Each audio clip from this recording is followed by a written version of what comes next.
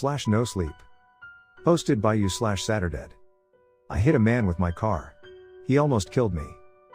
My name's Booker, 28M. I work at a veterinarian hospital outside of Juniper, West Virginia. I live with my 2 cats and an off-again on-again significant other. I'm coherent and of sound mind. I've tried telling this story 1,000 times. I've tried telling my parents, my friends, my coworkers. But there's no way to tell it without sounding like a complete lunatic. Their eyes just glaze over, and I get the smile. You know the one. So I figured I'd write it all down instead, try to make it cohesive. Maybe someone has seen something similar. On February 17, 2023, I was heading to work. I took the I-79 north towards Morgantown when I came across a parked vehicle on the side of the road. Looked like an older generation silver-white Toyota Avalon. It must have been there for some time, since there was snow covering parts of the hood. I could see a big dent on one side, and a crack in the passenger side window. One of the doors was open. I pulled over and glanced at it from afar. I couldn't see anyone in there. I looked up the number to the sheriff's office and called it in. Gave them my name and all. They told me they'd look into it. Then I got back in my car and didn't think any more of it. I had to work a bit later than usual that day. An hour or so, nothing major. When I was finally heading back home, it was already dark out. It was somewhere around 6:30 p.m. when I got to that same stretch of road where I'd seen that Avalon earlier that morning. And 10 hours later, it was still there. The snow was stacked higher by now, but it was impossible to miss it. I figured the sheriff ignored my call. Somewhere along the line, someone dropped the ball. This thing needed to be towed, or there could be a nasty accident. All this went through my mind as I took the eyes off the road. And in that split second, someone stepped in front of my car. I swerved, but it was too late. There's a very distinct sound to hitting someone with your vehicle. There's like a whiplash effect when the head swings around and smacks into the windshield. It's like when you're swinging a bat, putting all the power at the very end. There was an explosion of blood, like a popped balloon. The sudden cracks in the windshield let in a whiff of cold highway air. I was doing everything I could to stop. I remember this strange sound, like a wounded animal. I know it was just me, screaming, but it was such an unusual sound that I can't help thinking it came from someone else. When I finally came to a full stop, I was already on my phone with the emergency services. I was trying to remain calm, but my hands wouldn't stop shaking. I kept hearing bleeping noises as my fingers accidentally kept hitting numbers. I was telling the operator my name, address, what had happened, everything. Hell, I probably told them what I had for lunch. I got out of the car and saw the victim on the side of the road. I'd watched enough shows to know I shouldn't move them, but I wanted to be near and do what the operator asked. The victim was a young man, no older than 16, maybe 17 years old. We had the same hair, only his hadn't been brushed in a while. He was wearing this forest green hoodie with a pair of black jeans. There were branches and brambles stuck all over him, and I could see these little cuts and jabs along his clothes. He also had a peculiar smell. Chemical, like ammonia, I think. His eyes were wide open, staring straight ahead. He didn't make any sound. No grunting, no wincing. He was just taking small breaths, laying there. There was a tiny pool of blood by his temple. The operator kept yelling in my ear, trying to get my attention. They wanted me to make sure he was breathing. "Hold your hand about an inch in front of his face," she said. "Can you feel the wind?" I held my hand down and felt a cold breath push against my skin. But there was also a little huff, like he smelled me. Suddenly, his eyes darted my way. He seemed to investigate my clothes. Once I acknowledged he was breathing, they asked me to acknowledge he was conscious. I told them he was looking at me, but they needed an estimation of his mental state. "Sir," I said. "Can you see me? Do you know where you are?" His eyes locked straight ahead again. He didn't move an inch. I repeated myself, over and over, trying to get his attention. Finally, I put a hand on his shoulder. That caught his attention. "Bad man," he whispered. "Help." He had this strange wheeze to his voice. I figured something was broken, or that he was trying to keep a straight face. I couldn't quite put my finger on why, but it bothered me. I was told to stay with him until the ambulance arrived. I turned on the hazard lights and made sure my car was well off to the side. I tried to be comforting. I tried telling him it was going to be okay, and I carefully held his hand. He didn't react. He just stared straight ahead, and whenever I seemed a bit insistent, he'd give me that strange look and say the same thing. "Bad man, help." When the ambulance arrived, I stepped back. They asked me a bunch of questions and tried to assess the damage.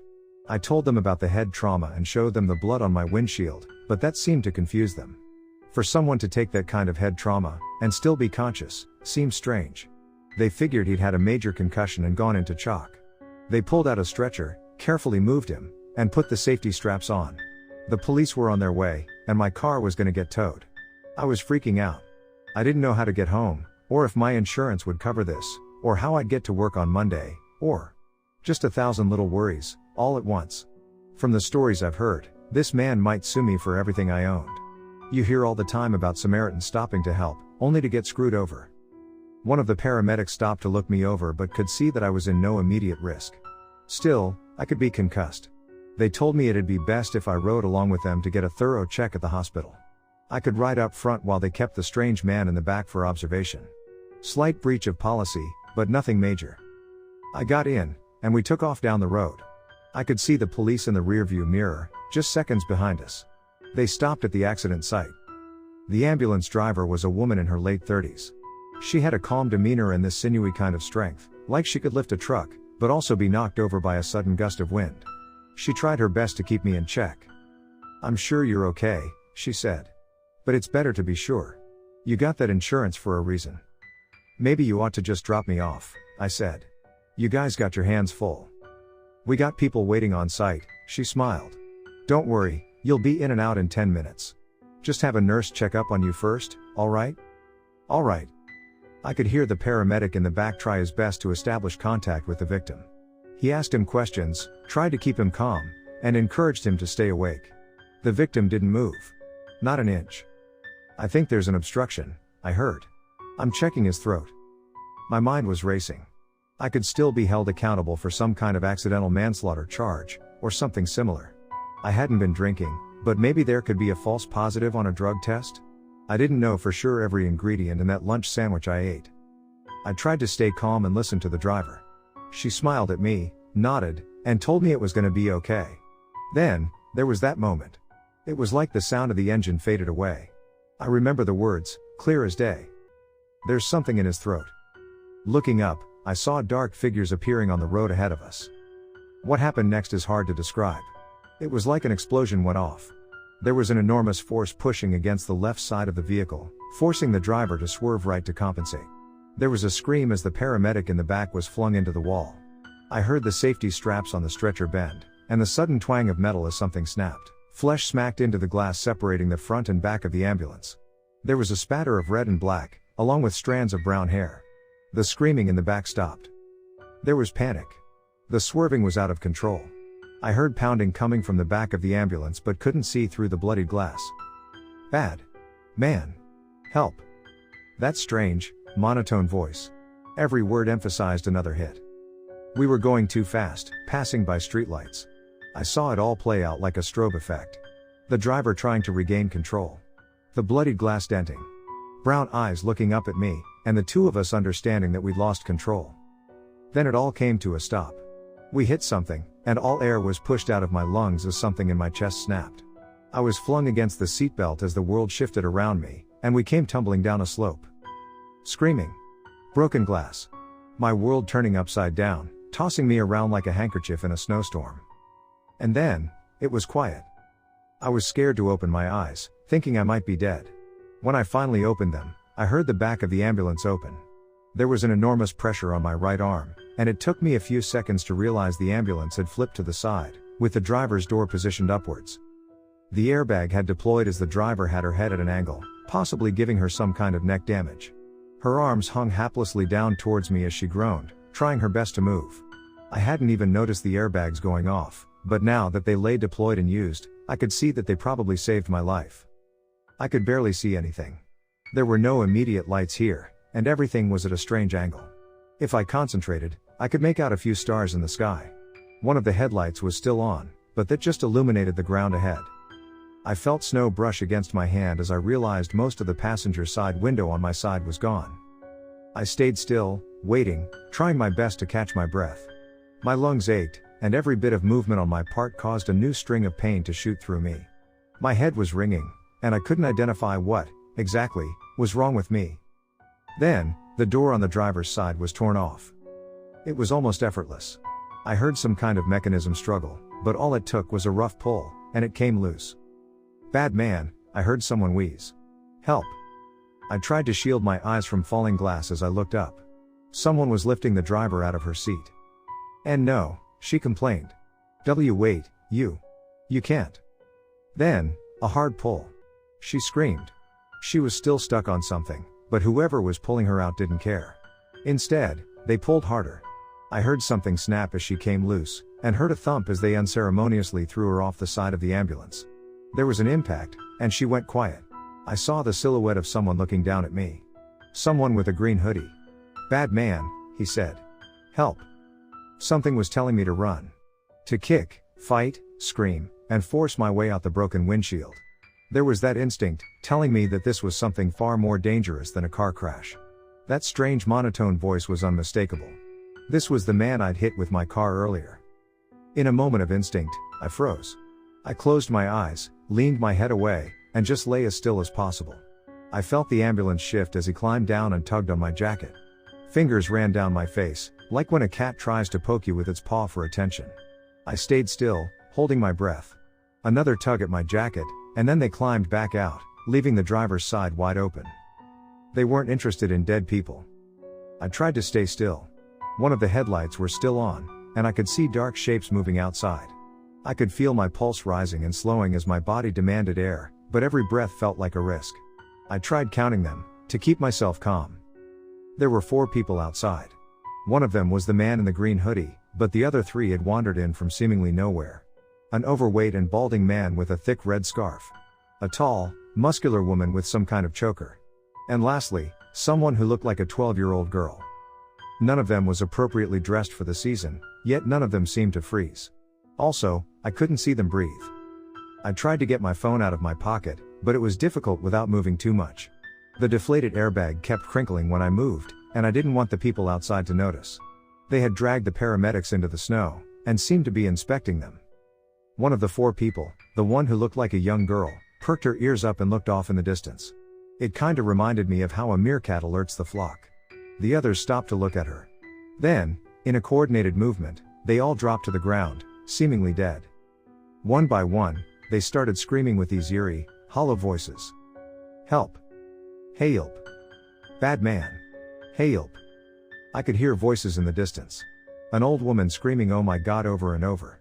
A man telling them help is on the way. Another man shouting, telling them to hold on. From behind the cracked windshield, I saw a man drop to his knees in the snow, putting his ear to the mouth of the one with the hoodie. I wanted to signal him to run, or to back away, but I couldn't risk myself being pulled into this. If I exposed myself, it might be a death sentence. Whatever these people were doing, there was something fundamentally wrong. "He's not breathing." The man yelled out. "Hurry." He pushed the hoodie back, straightened the man's neck, and started to administer CPR. Heart compressions, and then mouth to mouth. He did it several times, and I saw people coming down from the highway slope to check them out. At least 3 people. One was on his way over to help the tall woman. Then there was a strange sound. The man administering mouth to mouth stopped. He made this strange gurgling noise as he tried to pull himself up. At a glance, it seemed that the man with the hoodie had somehow attached his face to him, like a suction cup. There was a struggle, and this pained humming noise, growing louder. Like someone screaming into a pillow. For a moment, the men's lips separated, and I saw something ivory white moving in the space between. The man with the green hoodie did something impossible.